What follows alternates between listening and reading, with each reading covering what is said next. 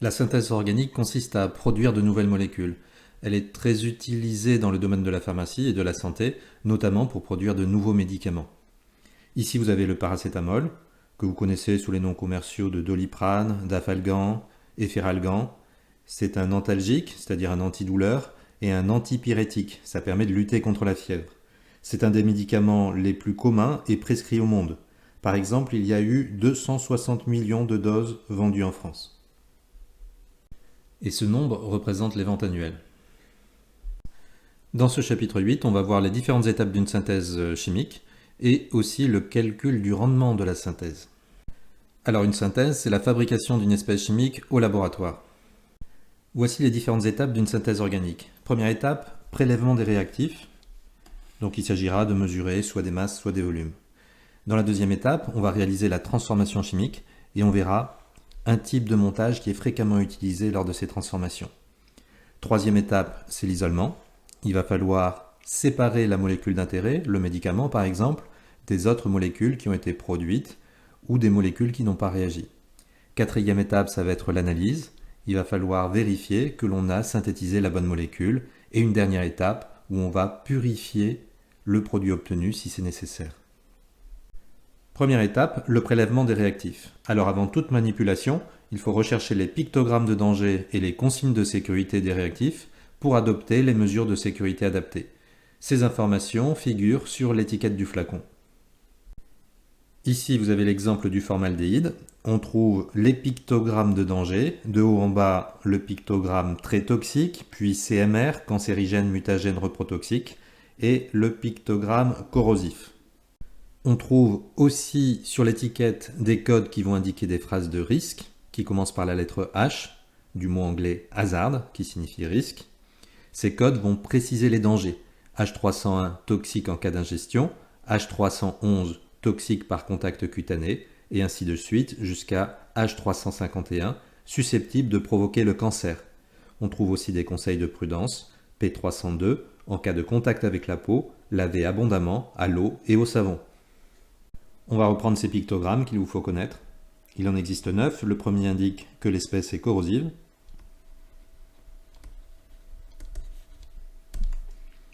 Le deuxième, que le produit est soit nocif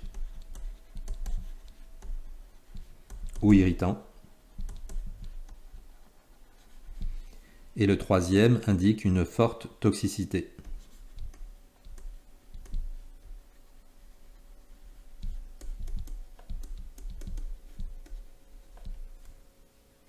Sur la deuxième ligne, on trouve le pictogramme inflammable, puis le pictogramme comburant, qui ressemble un petit peu au précédent, mais avec un cercle blanc à l'intérieur. Ce sont des espèces chimiques qui vont aggraver les incendies, comme les oxydants par exemple. Et le dernier, une espèce chimique qui va être polluante. On trouve après des espèces qui vont être qualifiées de CMR. CMR, c'est pour cancérigène.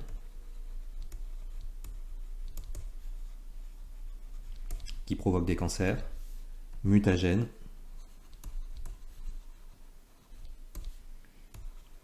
Ou reprotoxique.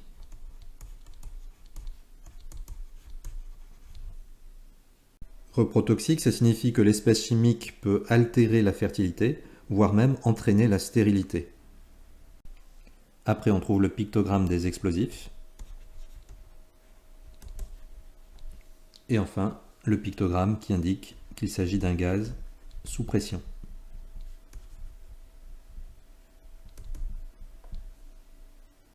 Pour prélever une quantité de matière bien déterminée, selon la situation, on va peser une masse ou mesurer un volume. Alors s'il s'agit d'un solide, on va utiliser une balance pour mesurer une masse avec précision. La formule utilisée sera petit m égale petit n fois grand M, que l'on avait vu au début de l'année. Pour prélever un soluté dissous dans un solvant, on mesure un volume. La formule utilisée, ça sera V égale N sur C. Vous vous rappelez, cette formule, elle dérive de la définition de la concentration. C qui est égal à petit n, la quantité de matière de l'espèce dissoute, divisé par le volume de la solution. Et pour terminer, pour prélever une espèce pure liquide, on mesure un volume. La formule utilisée sera V égale M sur ρ. Après, on peut remplacer petit m par petit n fois grand M, d'où la relation. On rappelle la formule qui donne la masse volumique, ρ, qui est égale à la masse de l'espèce chimique divisé par le volume occupé par cette espèce chimique. Un exercice d'application, calculer le volume nécessaire pour prélever 0,20 mol de propanone. Dans les données, on nous donne la masse molaire de la propanone, 58 g par mol, ainsi que sa masse volumique, 0,78 g par cm3. Comme 1 cm3 c'est aussi 1 ml, on peut écrire aussi que c'est 0,78 g par millilitre. Si je repars de la définition de la masse volumique, ρ, c'est le quotient de la masse divisé par le volume. J'en déduis que V va être égal à petit m divisé par ρ, et petit m, je peux remplacer par la quantité de matière fois la masse molaire, divisé par la masse volumique. Donc. Alors, comme la masse volumique est en grammes par millilitre,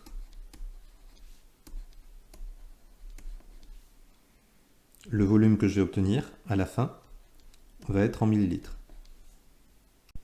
On passe à l'application numérique. Ici, j'ai 0,20 mol, la masse molaire 58.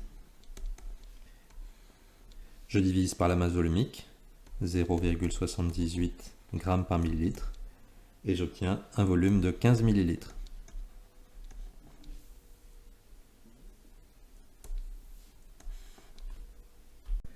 Une fois les réactifs prélevés, ils vont être mélangés à l'intérieur d'un ballon par exemple. On peut rajouter aussi un solvant qui va permettre de solubiliser toutes les espèces chimiques au sein d'une même phase, et un catalyseur, une espèce qui va accélérer la transformation chimique. Étape 2 maintenant, la transformation chimique. Le produit est formé au cours de l'étape de transformation chimique. Alors le plus souvent, on va chauffer le milieu réactionnel pour rendre la transformation plus rapide. Une augmentation de température permet d'accélérer la réaction. Mais si on chauffe le milieu réactionnel sans précaution particulière, il va y avoir des pertes. Il va y avoir des pertes par vaporisation des réactifs ou des produits formés. Il faut donc essayer de limiter ces pertes pour éviter de faire trop chuter le rendement, et aussi parce que les vapeurs émises peuvent être dangereuses pour la santé.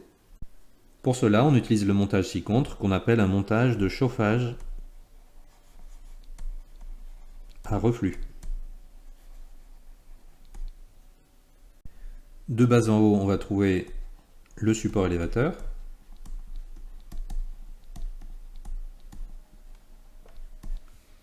le chauffe-ballon,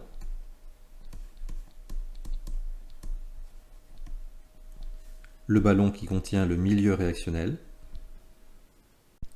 Le support élévateur va permettre de couper le chauffage rapidement. Il suffit d'abaisser le support élévateur pour que le ballon ne soit plus en contact avec le chauffe-ballon, et donc couper ainsi le chauffage. En effet, régler le thermostat du chauffe-ballon à 0 permet de couper l'alimentation électrique du chauffe-ballon, mais celui-ci va avoir une inertie thermique assez grande. Il va rester chaud très longtemps, et donc mettre le thermostat à 0 ne coupe pas le chauffage instantanément. Et au-dessus, on trouve l'élément essentiel du montage à reflux, c'est-à-dire le réfrigérant à eau.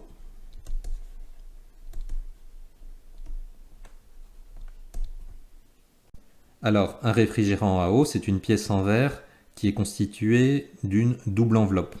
Il y a une enveloppe extérieure à l'intérieur de laquelle il y a une circulation d'eau froide.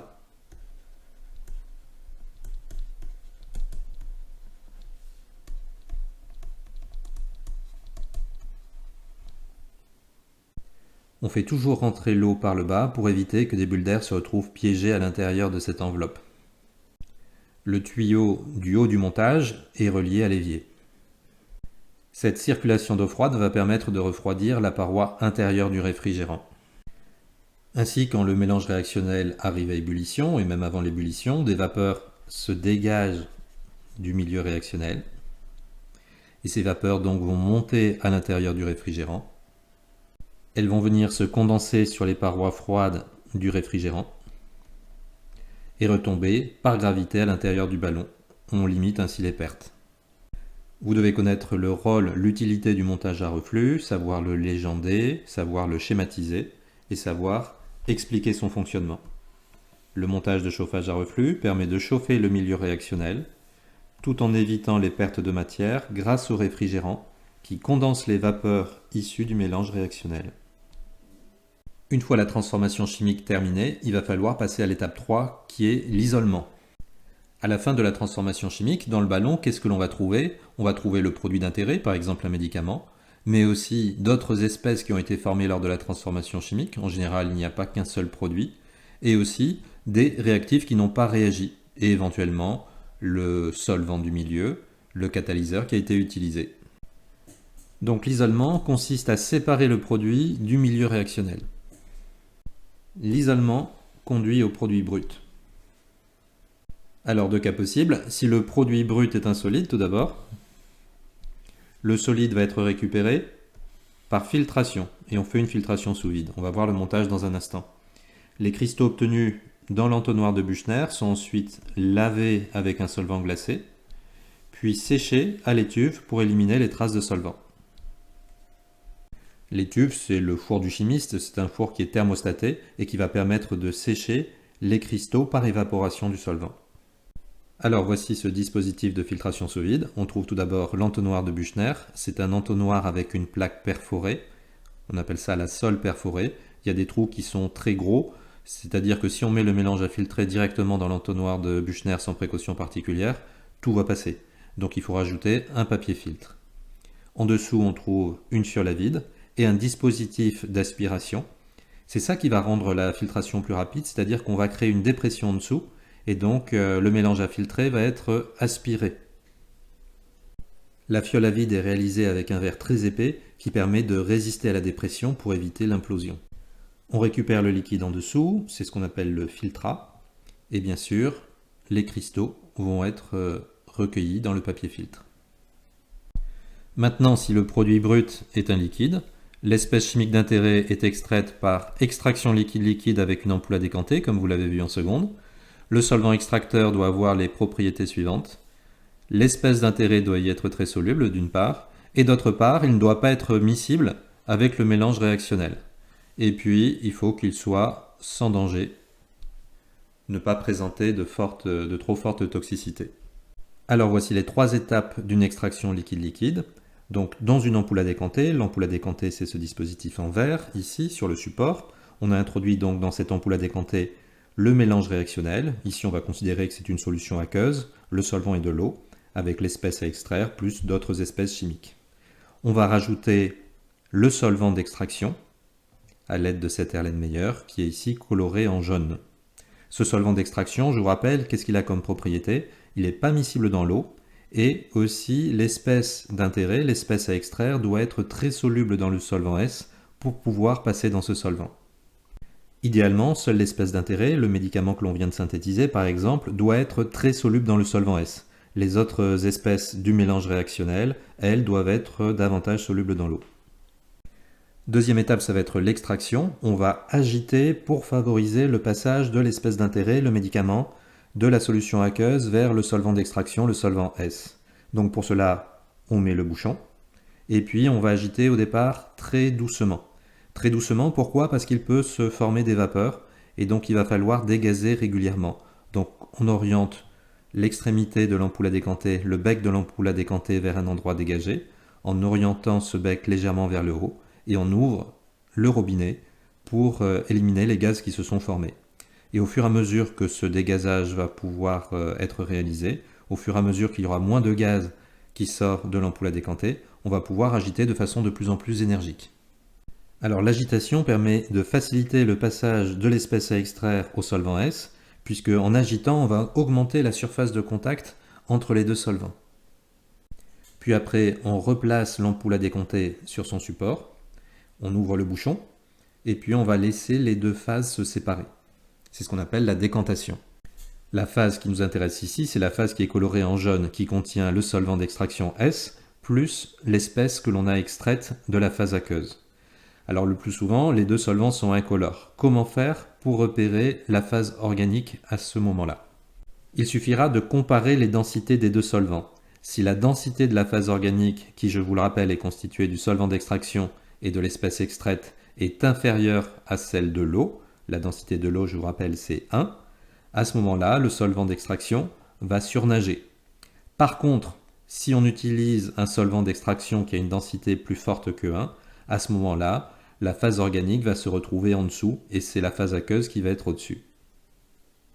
Dans la situation qui est représentée ici, la phase organique a une densité qui est plus faible que celle de l'eau. Plus faible que 1 donc. Il suffira alors d'ouvrir le robinet pour se débarrasser ici en premier de la phase aqueuse, et puis après on va pouvoir récupérer la phase organique avec le solvant S qui contient l'espèce extraite. Il ne restera plus qu'à chasser le solvant d'extraction. Pour cela on utilise un appareil qui s'appelle un évaporateur rotatif. C'est une sorte de distillation. Puis après on passe à l'étape d'analyse. L'étape d'analyse permet l'identification de l'espèce chimique obtenue, ainsi que le contrôle de sa pureté. Plusieurs méthodes vont être utilisées lors de cette étape d'analyse pour identifier l'espèce chimique obtenue avec certitude. Tout d'abord, on peut mesurer une caractéristique physique, comme la température de changement d'état, l'indice de réfraction, pour la comparer avec une valeur de référence. Pour mesurer la température de fusion de cristaux, on peut utiliser un banc aux fleurs. Le banc aux fleurs est constitué d'une plaque métallique, que vous avez ici, tout en haut, et cette plaque métallique comporte un gradient de température. C'est-à-dire que la température va être plus froide du côté droit que du côté gauche. Et ce que l'on va faire, c'est que l'on va poser les cristaux sur la plaque métallique et à l'aide d'une spatule, on va les déplacer de la partie froide vers la partie la plus chaude. Et on va regarder à quel endroit les cristaux commencent à fondre. À ce moment-là, on va placer une aiguille à la frontière de séparation entre les cristaux qui ont fondu et ceux qui n'ont pas fondu. Et en regardant ici la pointe de cet index, on va pouvoir lire la température de fusion des cristaux. Ici, vous voyez que les graduations vont de 2 en 2, et donc la pointe de l'index est sur la graduation 232, qui indique la température de fusion de nos cristaux. Alors avant d'utiliser un banc aux fleurs, il faut l'étalonner. On l'étalonne avec des cristaux qu'on appelle des cristaux étalons, c'est-à-dire une substance dont on connaît parfaitement la température de fusion. De la même façon, on les place d'abord sur le côté froid, sur la partie droite du banc, et puis avec la spatule, on les déplace vers la gauche, jusqu'à ce qu'ils commencent à fondre. On place l'aiguille à la frontière entre les cristaux qui ont fondu et ceux qui n'ont pas fondu, et on va pouvoir ajuster cet index verticalement, de telle sorte que la pointe ici de l'index coïncide avec la température de fusion théorique des cristaux étalons.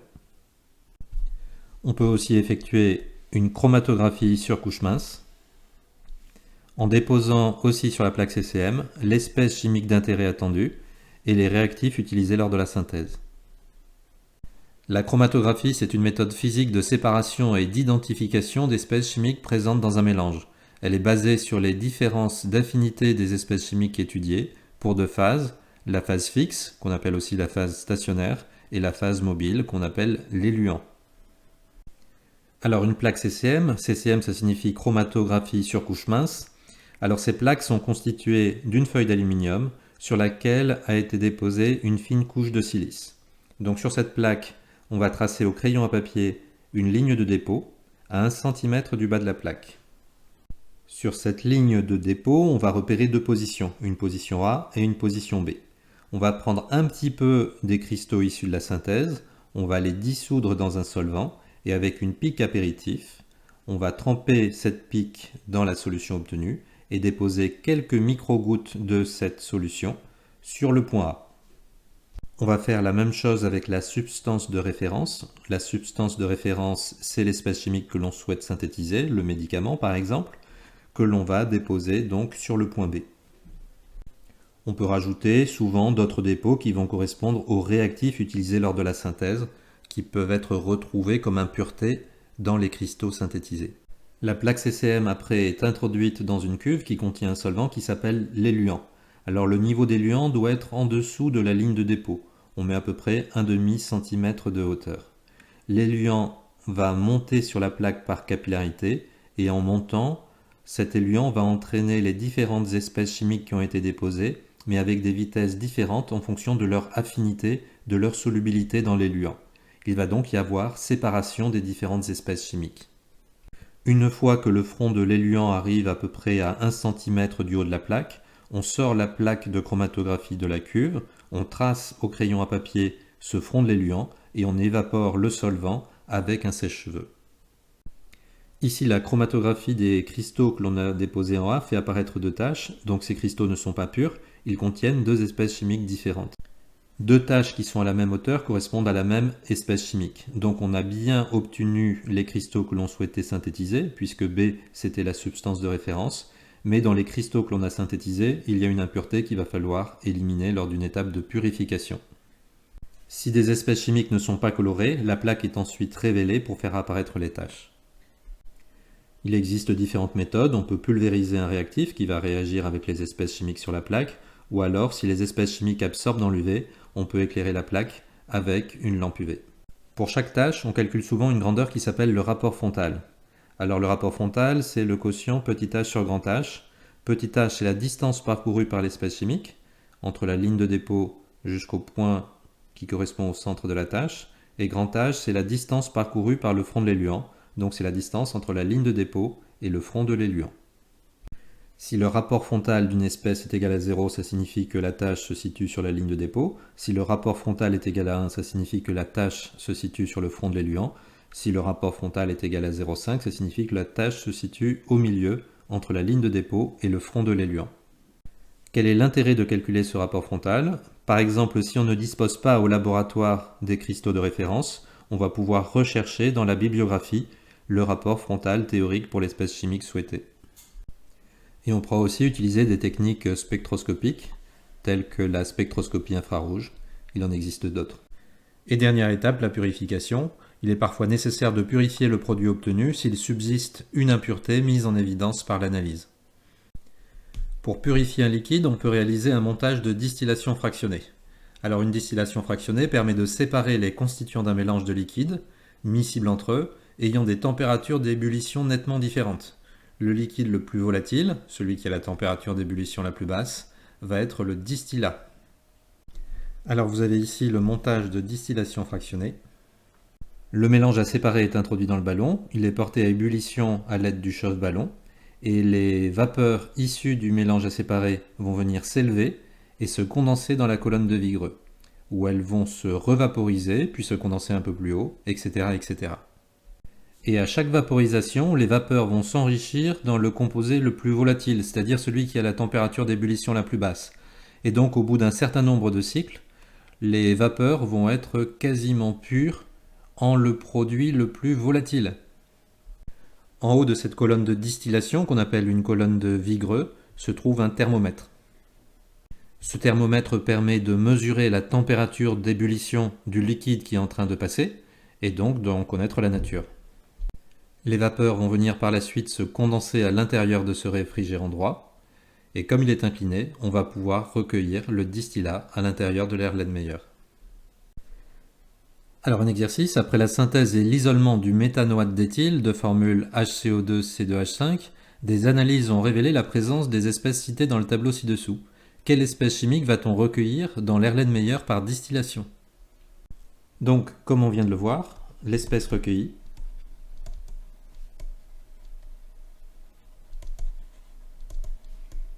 est la plus volatile.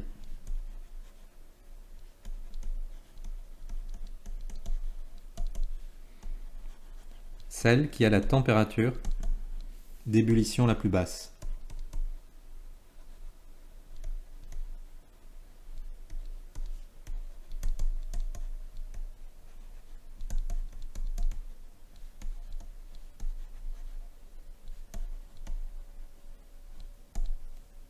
Il suffit de regarder dans le tableau. Ici, l'espèce chimique qui a la température d'ébullition la plus basse, c'est celle-ci, 54,3 degrés Celsius. Il s'agit donc du méthanoate d'éthyle.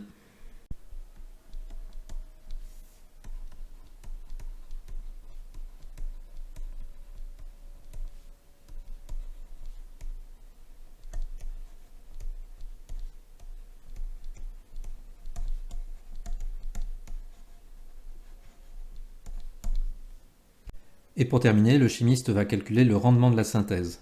Le calcul du rendement permet de déterminer l'efficacité d'une synthèse chimique. L'intérêt du chimiste sera de déterminer des conditions opératoires permettant de l'optimiser pour s'approcher le plus possible de 100%. Les pertes de rendement peuvent avoir diverses origines, réaction qui n'est pas totale, réaction parasite, perte lors des diverses étapes de la synthèse, filtration, séchage, distillation, etc. Alors, comment ce rendement est-il calculé? Tout d'abord, il est repéré par la lettre ρ. Il est défini comme étant le quotient de MP sur MP max. MP, c'est la masse de produit obtenue expérimentalement, après purification, divisé par la masse de produit maximale, celle qui est prédite par le tableau d'avancement, compte tenu des quantités initiales qui ont été introduites. On a une définition analogue. Comme petit m, c'est égal à petit n fois grand M, en remplaçant au numérateur comme au dénominateur les masses par le produit petit n fois grand M, et comme il s'agit de la même espèce chimique, donc qui a la même masse molaire, on a la relation équivalente, ρ, c'est égal aussi au quotient des quantités de matière. Cette deuxième relation s'obtient après simplification par la masse molaire. Alors la masse MP de produit obtenu est la masse synthétisée. Elle est déterminée par pesée du produit obtenu. Alors que la masse MP max est la masse de produit maximale attendue.